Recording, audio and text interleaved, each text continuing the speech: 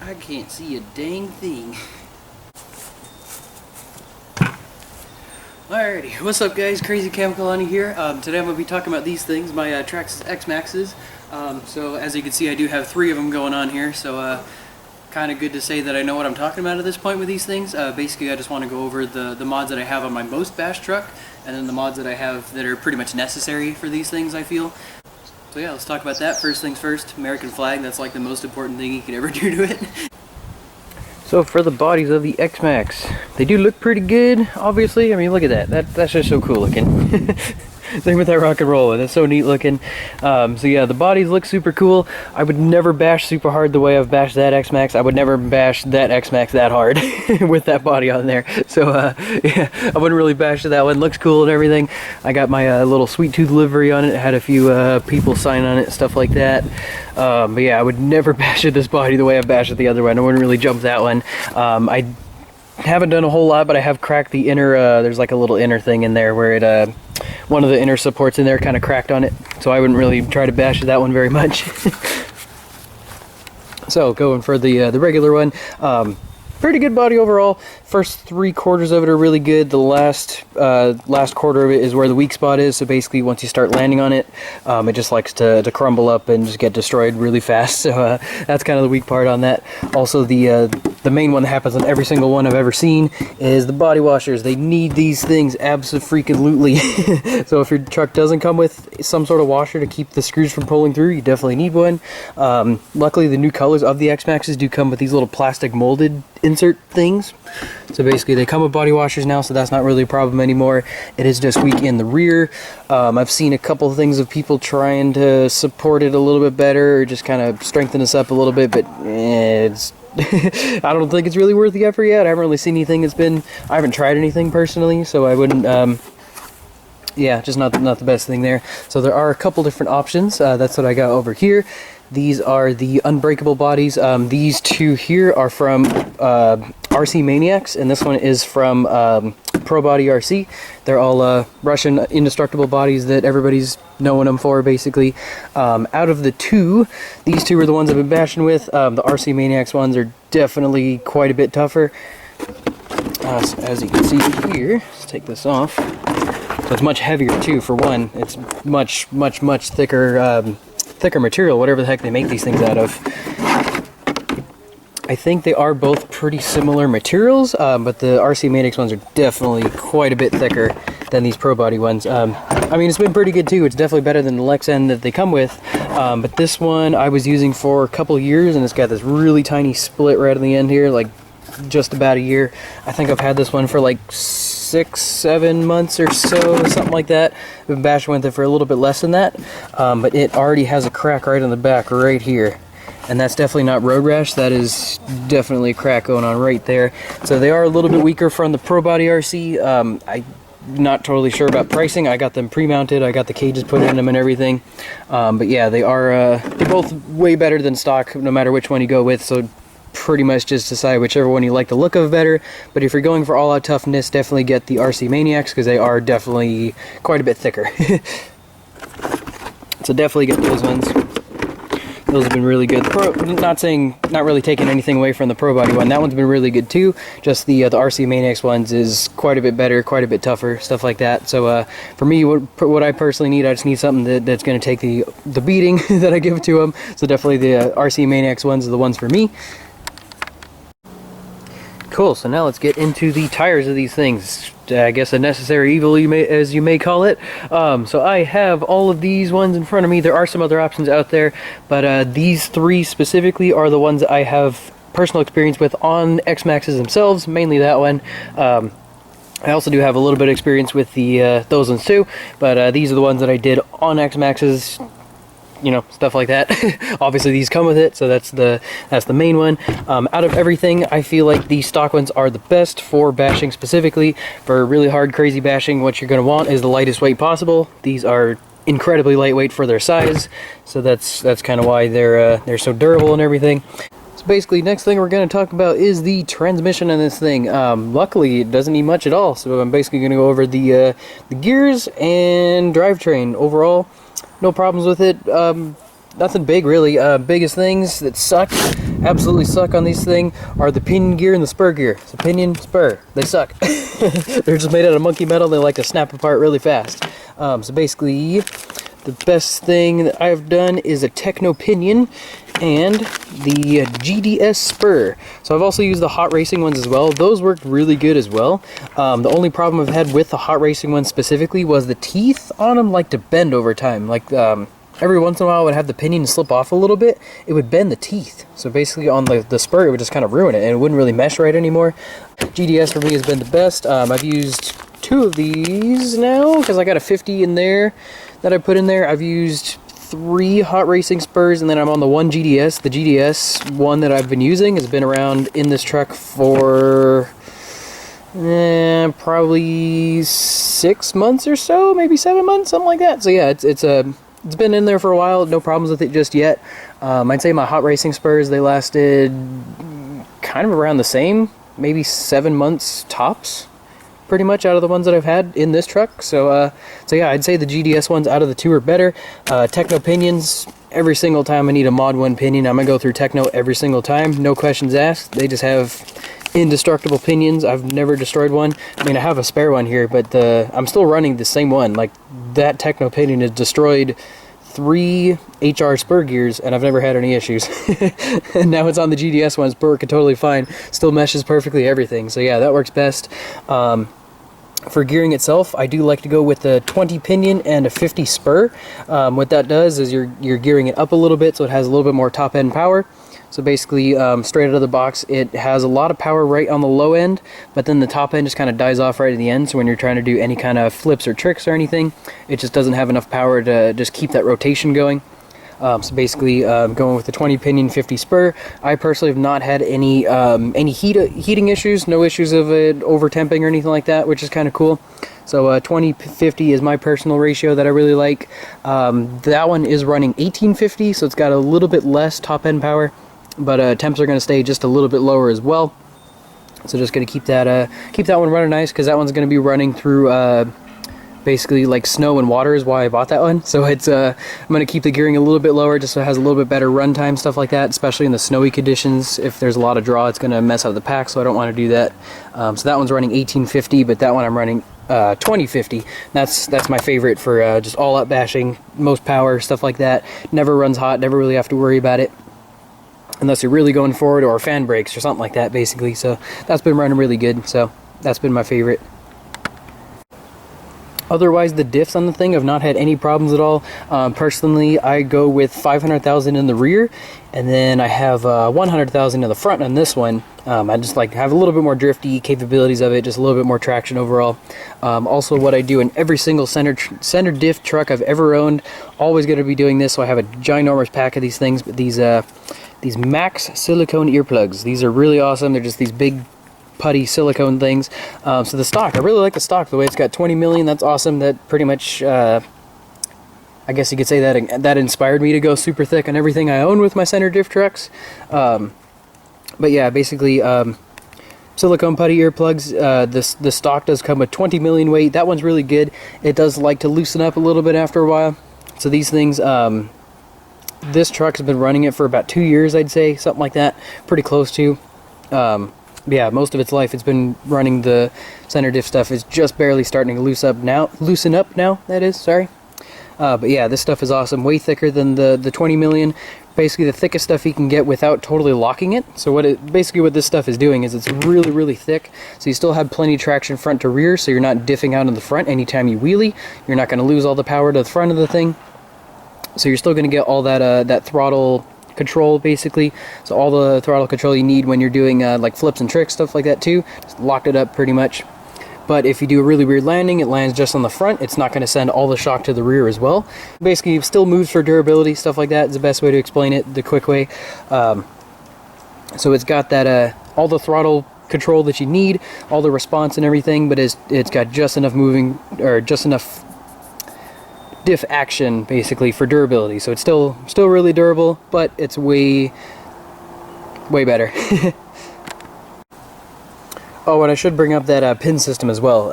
I personally haven't really had any options, or haven't had any problems with that thing. It works It's just kind of finicky sometimes, so you might have to move over one space, up or down basically. So just basically check your mesh every time you set it with the pin. So I use the pins. I've been using them since they're new. I love how it keeps it from slipping out, stuff like that, because it does thread into a plastic motor mount. So basically just those pins keep it from going anywhere, which is kind of cool. Just set it, check it, and then move it over one space if you need to, if it's off. But yeah, for the most part, just it works. Just check it. So should definitely bring up the center drive shaft in this thing as well. Basically, it does bend. I don't really think it has any problems though. So basically, what happens is if you land this thing like super flat, super hard, the chassis flexes so much it actually bends the center drive shaft. It is just this big aluminum tube basically. So you can see on this one, it does tend to bend, and it does flex, or it does. It doesn't bind on anything, actually, surprisingly. So right now it's actually bent back, so basically all I gotta do is just jump again. Just jump it super flat, super hard on pavement or something, it'll just bend right back and no problems. So yeah, that's what I did with this one. It's perfectly fine now. You can see it does have just a little bit of marks right here. I don't know if they come out on camera or not, but there's just a little spot on two little parts here. That's the only part that it hits. It does make quite a bit of sound when it does bend, but it doesn't cause any binding even when it is, because that's all that it's on, so it's not really going to cause any problems from what I could tell. Just jump it again, it's going to be fine. I wouldn't really say it needs upgrading just because it is it's only really tiny parts, so it does end up hitting once it does bend, but it'll bend just straight back the more you jump it. So I wouldn't really say that's an issue. It just happens, so just good thing to know about. Hey, it's getting wild over there. That X-Maxx is going crazy now. Oh my god. So basically, next thing we're going to be talking about here is going to be the suspension. Honestly, not a whole lot needed for it. Same thing. Main thing is the rear. The rear just kind of is weak, is the best way to say it. So basically, first thing that everybody should do on theirs is definitely get one of these two rear hubs. So basically, with these things, what they do is they, with the stock ones, there is a, it's very big diameter-wise, but it's a thin bearing. It's a big thin bearing that goes around the rear there on the inner side. So basically, anytime any kind of dirt gets in there, it likes to blow out. RPM makes the rear hubs with a much larger inner bearing. Can't really even see it there. You can just see it peeking out the back there, but there's a much larger inner bearing there. It uses the same stock bearing there. That's probably the best part that RPM makes. I've tried a bunch of their parts and they just suck. The arms were trash for the RPMs. So yeah, those sucked. But Proline did also come out with one as well. They have a, actually there's the bearing there. They actually both come with the same size inner bearing. I have not tried these ones personally, but I have been using the RPM ones for a while on this truck specifically, and these have been absolutely awesome. No problems with them whatsoever. I've gone through a couple of bearings. That's only because I was being stupid and submerged them basically. Also, the other thing is the arms are kind of flexible, so if you land on it really awkwardly, it does like to pull out the pins here, because the way that it works is it has like these pins, kind of like fifth scales, where it has a little just captured by a screw there. So basically it's the best thing to replace those with some of these things. These are Sen Racing part number GS025. It is these big, large captured hidden pins. So basically what that does is it captures it on both sides, so it's not going to pop out or anything like that. No matter what kind of crazy, stupid landing you get, you're not going to have these things pop out. I've not had any problems with these. These are the original ones that I've been using on this truck for I don't know how long, a couple years easy. So yeah, those are awesome. RPM does make a version as well, but the thing that makes these ones a little bit better is they actually have a much larger thread. So these ones have a 4mm thread. The RPM ones only have a 3mm thread. So if you are really landing super stupidly like I am, you're probably going to break those RPM ones. I have not tried those personally, so I don't know a whole lot about them. But these have definitely been super awesome for me personally. Highly recommend these ones. If you can find them, they're kind of hard to find now. So luckily I do have a spare, but these things are kind of hard to find now. Definitely a pretty good option part. It's like 10 bucks I think for these things. So those are awesome. Also the shock shafts. I do have one left right here, but Traxxas part number 7763T. The front, this truck is 3 years old and it still has the same shock shaft on the front side. Never bent those or anything like that, so those are cool. But the rear definitely needs upgrading. I've bent quite a few. I think I've bent like 4 or 5 before I went over to the versions from Unlimited Engineering. Those worked pretty good. They just like to snap right at the rod in there, so I did end up going over to these Traxxas ones to try them out. I'm actually still running the same ones. I have 3.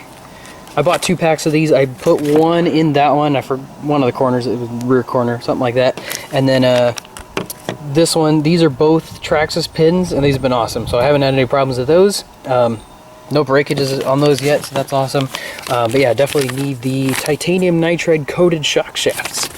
Huge kind of weak point in that truck. If you really start jumping, if you really start landing weird, it does like to bend the shock shafts on the rear, so definitely best left upgrading.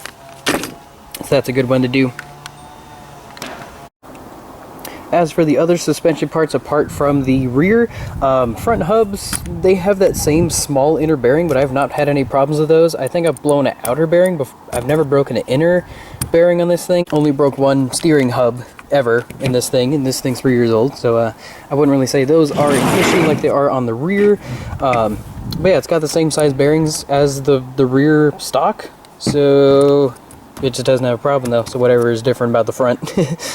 So that's cool. The steering, definitely, the servo saver spring is pretty good. It just needs the whole assembly. It threads through plastic, so it does like to loosen itself up quite a bit. So basically, best thing that you could do is you can get a, I believe it was a 25mm screw and a couple of 3x8 washers and a lock nut just to squeeze everything back down. And then I've been using one of the Traxxas Slash shock spacer thingies, one of those little clip-in things. I used a really thin one there just to tighten it up just a little bit, so it's still easy to get it on there, but it's much tighter than it was stock. Like, it is not threading through plastic anymore, it's threading through a lock nut, and that's holding everything together, so that keeps it nice and good. For the steering, the arms stock are the best by far. I did try the RPM arms. They sucked so bad. I broke so many of those. Like, I probably broke like 7 or 8 of them in a pretty short period. I've broken a few here and there with the stock ones. It's just really if you hit something really super hard in the front, basically. Other than that, no problems. I've never actually replaced any of the top arms in this thing, but when I had the RPM arms on, I broke 3 of the 4. So I got a bunch of the warranties for the lower arms. I just never decided to do the top ones just because they sucked so bad. I went straight back to stock, and it's been perfect ever since. These are the original ones. It's even got plenty good tire rub here. I've never had these things break before, so on both sides there's quite a bit of tire rub on both of these. They're perfectly fine, no problems there. But yeah, the RPM arms are just garbage. I had the bumper mounts on there at 1.2. These are still the original ones. There's very, whatever the heck this is a tiny little crack right there, but other than that, these are the original ones. They're 3 years old. I replaced the bumper itself once just to make them look nice with the new body, but yeah, the bumper mounts and every other part from RPM other than those rear hubs, they just suck. So stay away from RPM, stick with stock with this thing. Just in general, this truck is really good straight out of the box, so there's not a whole lot that you need, which is really awesome. Just a couple things that can make it just a little bit better. But what you can do though, if you need just a little bit more strength on the stock arms themselves, is you could soak them overnight in WD-40. Basically what that does is it gives it a little bit more flexibility, so it keeps it from breaking more. It just dissipates the impact a little bit better. I've never done that personally. I just break these every once in a while anyway. It's not too crazy when I break these. It's, it's not an insane, it's never not an insane jump that makes it break, so pretty much best to, I just keep them stock, but you could soak them in WD-40 to strengthen them just a little bit more. I've never done that, but you can. And as for the shock setup on mine as well, I just put the stock in everything. 30 weight oil, stock springs, super plush. I love the way they handle like a freaking couch, so I'm never going to change that ever. So I love the way it feels straight out of the box, so I'm not going to change that. But yeah, 30 weight, everything. It bottoms out every once in a while, but it's got to go at least 5-6 feet off the ground before it bottoms out anyway, so I'm not really worried about that. But yeah, it's just freaking amazing. I mean, just look at that. That's just so cool. Big giant couch in this thing. It's super awesome. Alrighty, next up let's talk about the electronics on these things. So actually both of these ones actually use very similar setup on both of them. So check it out. So this one's just a little bit cleaner, so I'm going to look at this thing first. So they both have the same thing. They both got a Hobbywing Max 6 ESC, so that is one of these guys. Big old 1/6 scale electronic speed controller, 160 amps and all that. This is easily the best bashing ESC I've ever tried. So this thing's been super awesome, super reliable in both of these. That one's been running it most of its life. This one's been running it its entire life, so it's a little bit more than a year old. So basically when I got that one specifically, that was the big kind of dark age of the X-Maxx. Like basically a good portion of the stock ESCs and the things were pretty much fireballs. They were catching on fire or just not working in general. So basically just almost, I probably used it for about 6 months or so on the stock one. Then I just kind of said, screw it, let's put a Max 6 in there. That's the one that everybody's recommending, so let's put one of those in there. No problems with that ever since. I don't think that's really a problem anymore where they're becoming fireballs. Like back then when I got that one, like every single X-Maxx specific page was like tons of posts about people just having their ESCs catch fire, just not working, stuff like that. So better to just switch it out, basically. They have done quite a few updates since then, so hopefully that fixed it. I haven't tried it, probably not going to. I didn't really care for the feel of it anyway. The Max 6s have a super buttery smooth like throttle response to it, basically. They're just butter smooth, and so those are awesome. But yeah, Max 6 connectors on both of them. That was the first thing I ever soldered before, so that's got like the worst soldering job ever. But other than that, yeah, works pretty good. Love the Max 6. They're both running the stock motor, stock fan, stock heatsink and everything. No problems with that. Just geared up a little bit just to make it give a little more power, because the new ESC does open up the motor for a lot more power, which is awesome, or a lot more gearing basically. So went with that. Now the thing that sets these two apart, because they both have the same ESC, same motor, stock 8S motor, they are both running two different servos. So that one's been running the Savox 2290. I got one in the box here. They actually just dropped the price a little bit. I bought this thing when it was $159, but they dropped the price more recently to $139, which is kind of cool. That makes it even better value. Super awesome. It's like 600 ounce inches of torque. Super awesome. About 0.16 transit time, so a little bit on the slow side, but still really awesome servo. That's been bulletproof in that thing. That thing's easily 2 years old. It's been going great. This one's running a ProTech 370 TBL, so that one very similar specs to the Savox. It's got a little bit less torque. It's like 580 or something like that for the torque, but it's got like a 0.13 transit time, so it's a lot quicker. And it's also waterproof as well, fully waterproof, so that's why I got it in this one. This blue X-Maxx is specifically, I bought this one just to put in waterproof conditions, or wet conditions, snowy, stuff like that. So yeah, this is going to be the water bashing, so this is gotta have the waterproof servo, stuff like that. And as for the radios, the red one's running the Futaba 7PX, and the blue one is running the DX5 Rugged. Kind of reason, it is waterproof, so, or water resistant at least, so don't have to worry about getting it wet or anything like that, so that one's been kind of cool. I do like the Futaba radio a little bit better, but I need the waterproof, so getting that on there. The stock radio is totally fine. I don't have any problems with that. I just have so many cars. I definitely need to put more things on 1 to 2 radios across the entire collection, just so it's easier for me if I take a bunch of them out to go places. Only need 1 radio, so I don't have a million radios with me, so I have so many. I need that. That works good. These work a little better, of course. You pay for it. You pay for quality with those, so yeah, definitely just, it's an upgrade. Not really necessary, but it's there. I've done it. You kind of should too, especially if you have a bunch of these things. But yeah, it's good. That radio is good. These are better. Alrighty, so now you know what I got on my X-Maxxes. So basically now I'm going to get into a slightly different point. So what do I think would be the most cost-effective upgrades that you should absolutely get for your X-Maxx if you decide to get one of these, or if you already have one and you haven't done any upgrades to it yet. So it is a really good truck straight out of the box. It's $900, so it is not cheap. So definitely not exactly the thing you want to have breaking all the time. So what are the minimum things you should definitely do to your truck to make it the most durable thing you possibly can, just to improve it just a little bit better, improve your whole experience? First things first, the washers. Absolutely need these if your truck does not come with them. All the new trucks do come with them, so that's not really an issue anymore. A body as well would be definitely a good thing to upgrade to as well. One of the Indestructible bodies, either the RC Maniacs or the Pro Body RC. Basically just get whichever one you like the look of better. Pinion and spur gear. These things are kind of weak. Definitely get some of those. I recommend the Techno Pinion and the GDS spur. Go with your gearing, whatever you like, whatever you want to do. It's fine by you. Rear hubs. Definitely get some ones with the bigger bearings, either the Pro line or the RPM ones. Bigger bearings so you don't break those as much. Definitely check out the captured hinge pins, either by Sen Racing or RPM. They make some as well, so definitely one of those. Rear shock shafts, definitely check out the Traxxas titanium nitride coated ones.